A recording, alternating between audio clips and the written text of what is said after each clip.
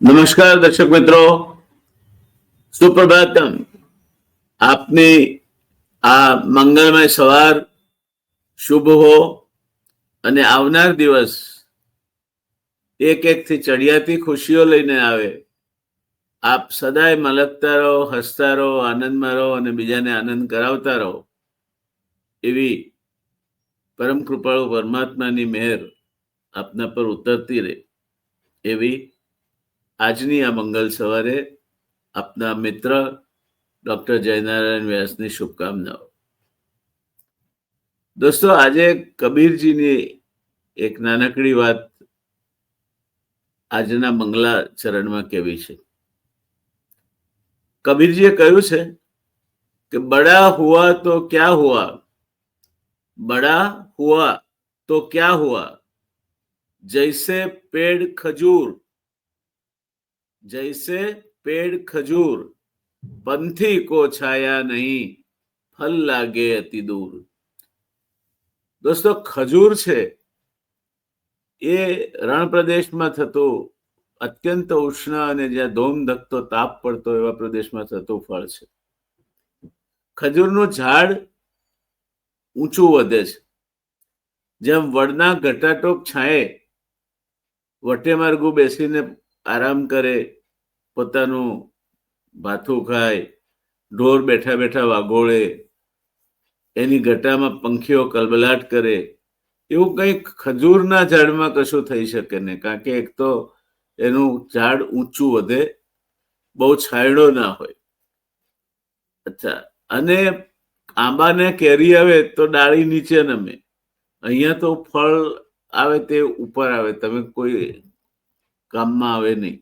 એટલે સમાજમાં આપણો સમાજ છે પરસ્પરાવલંબન, અને સમાજ સહકારથી રહે તો નાનો મોટો કોઈ માણસ નબળો હોય તો જળવાઈ જાય. એ ભાવના સમાજ ભાવના છે. સમાજમાં બધા સરખા નથી હોતા. કોઈને ભગવાને ઘણું આપ્યું હોય છે, કોઈને નથી આપ્યું. તો આવા જે વંચિતો છે, કોઈ દુઃખી છે, કોઈ દર્દી છે, એના માટે જેમની સંપત્તિ કામમાં આવે, જેમનું ફળ એટલે સંપત્તિ કામમાં આવે, એ મોટો માણસ કહેવાય. માત્ર ખૂબ ધનવાન હોય પણ કોઈના કામમાં આવે નહીં, ઘસીને ગુમડે ચોપડવાના પણ કામ ન લાગે, એ માણસ મોટો હોય તોય શું, ના હોય તોય શું, સમાજને શું ફાયદો? એટલે તમે મોટા છો તો તમારી પાસેથી અપેક્ષા છે કે તમે નબળાને મદદ કરો, સમાજમાં કોઈકનો હાથ પકડો, કોઈકને સહાયભૂત થાઓ, કોઈકને શાતા આપો, છાંયડો આપો, મુશ્કેલીમાં મદદરૂપ થાઓ. કોઈને માનસિક ત્રાસ હોય તો એને બે શબ્દો શાતા મળે તેવા દિલસોજી નાખો, એની સાથે ઉભા રહો, એની સાથે દુઃખ વહેંચો. પણ આપણે તો આનાથી ઉલટું થાય છે, અને ભગવાન સિવાય કોઈનો સહારો ન રહે મોટા ભાગે દુઃખમાં, એ પ્રકારની પરિસ્થિતિ થાય છે. એટલે જ કહ્યું છે કે સુખ મેં સબ સાથી, દુઃખ મેં ન કોઈ, સુખ મેં સબ સાથી, दुख में न कोई,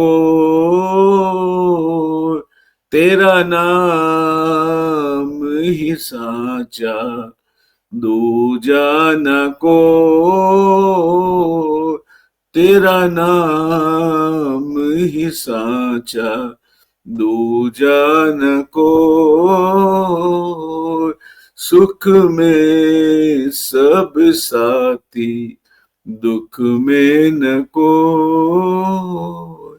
આ પ્રકારના તમે ધનિકો, આ પ્રકારે મોટા માણસ હો, તમે સમાજમાં તમારા વખાણ થતા હોય અને તમે આવા પ્રસંગે કોઈને કામમાં ના આવો તો એનું કોઈ જ અર્થ નથી. અને એ પરિસ્થિતિ જ્યારે તમે ખજૂરના ઝાડ જેવા હો ત્યારે એવા માણસ માટે કહેવાય છે કે તું बड़ा हुआ तो क्या हुआ.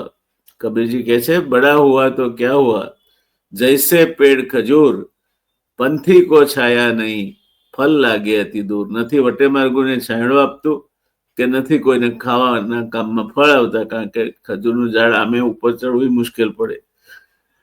ચોક્કસ તાલીમ હોય તે જ ચડી શકે, અને ઉપર ઊંચે ફળ લટકતા હોય, કામમાં આવે નહીં.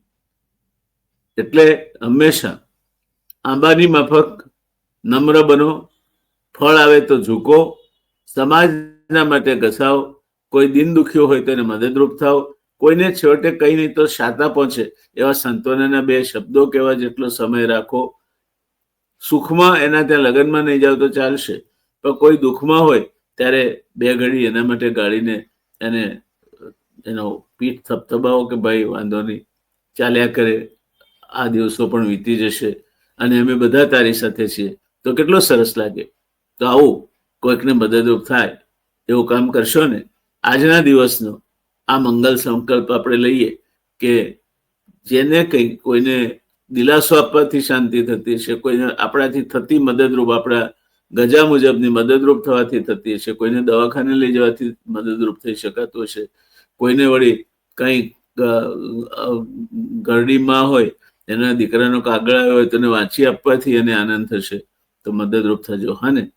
સમાજનો અર્થ જ છે કે સમ્યક જેની યાદ છે, બધા સરખા રહી અને ચાલે છે, તે સમાજ કહેવાય છે.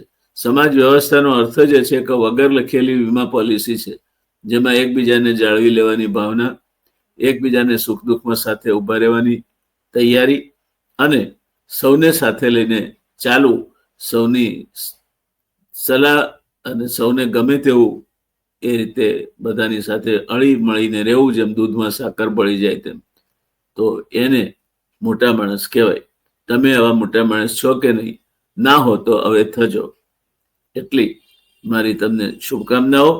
આજનો દિવસ આપને મંગલમય નીવડે અને આપના હાથે દિવસ દરમિયાન શુભ કાર્યો થાય, શુભ વિચારો આપનું વિચારતંત્રને દોરતા રહે, અને એક યા બીજી રીતે ચંદનની જેમ ઘસાઈને આપ શીતળતા અને સુગંધ બંને આપતા રહો, એવી હાર્દિક શુભકામનાઓ, અને ઈશ્વર આપના પર રાજી રહે એવી મારા તરફથી ખૂબ ખૂબ શુભેચ્છાઓ.